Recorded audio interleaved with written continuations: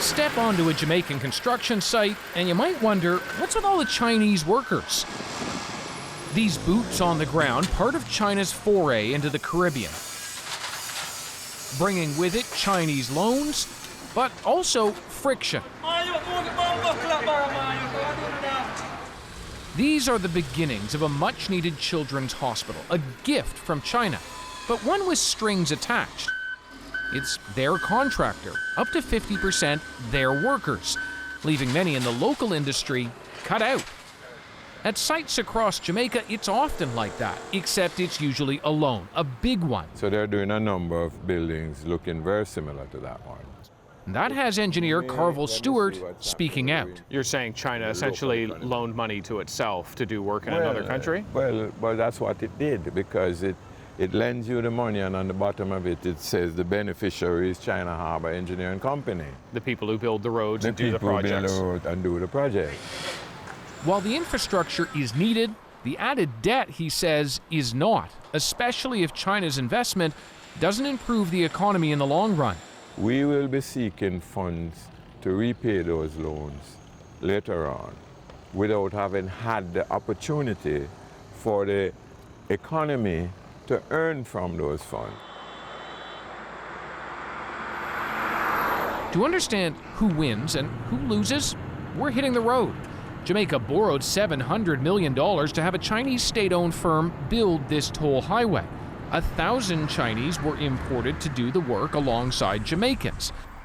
It's also the first pillar we see of China's strategic plan, an outlet for their labor.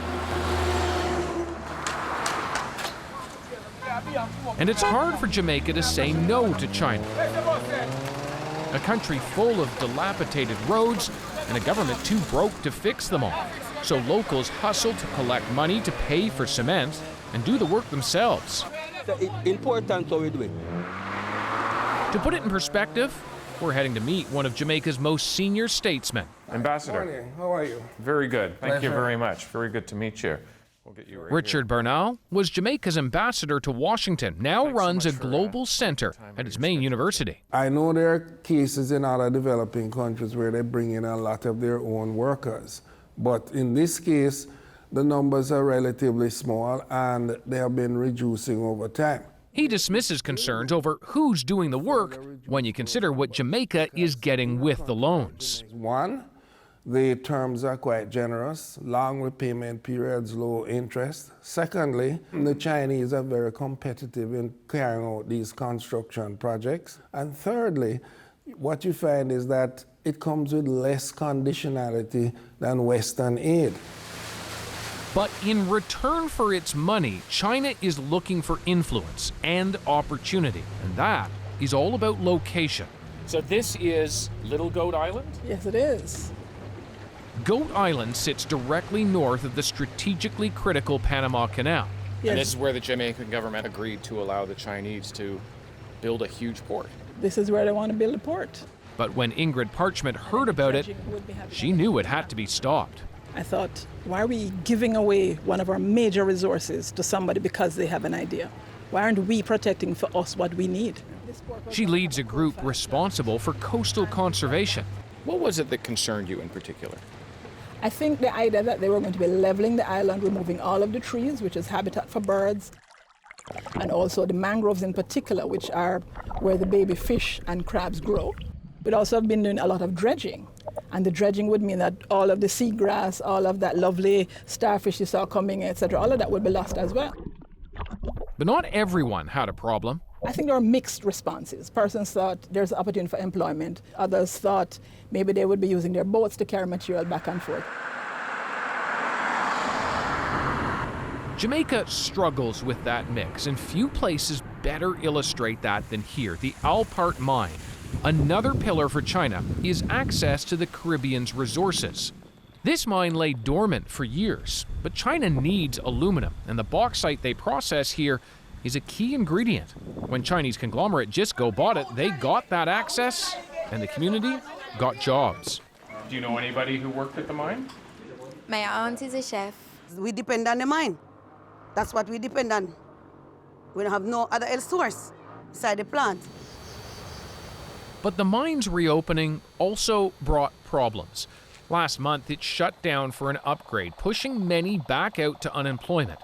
But not before Jamaica's environmental regulator issued 16 enforcement orders against Gisco. The source of the problem? This vast residue disposal area. It was blamed for causing serious environmental and human health issues in the neighboring community. Actually, a mile from the mud lake, and it's really disturbing me.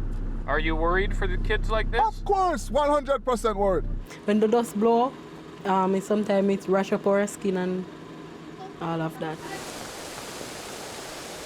These are legitimate concerns, but they aren't new ones, says Ambassador Bernal. I'm not saying they haven't broken some laws, but guess what? The residue from bauxite plants have been here since they were established 50 years ago by Canadians and American firms. So if Jamaicans are concerned, he argues, they should take it up with their own government. Which is what Ingrid's group did. They pushed back against the government and won. Plans for the port on Goat Island? Cancelled. One of the things we were fearful of is that if you allowed for this, then what next? China did ultimately build Caribbean ports, just not in Jamaica. I think the big thing is trade.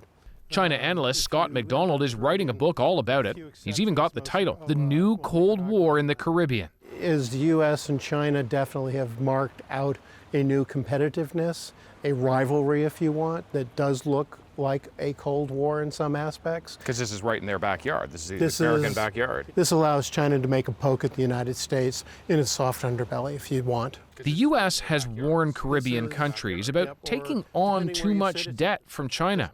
Does debt mean that you are much more than just indebted on an economic level, that you are in part owned by China? I wouldn't go to say that you're owned, but perhaps China has a leverage.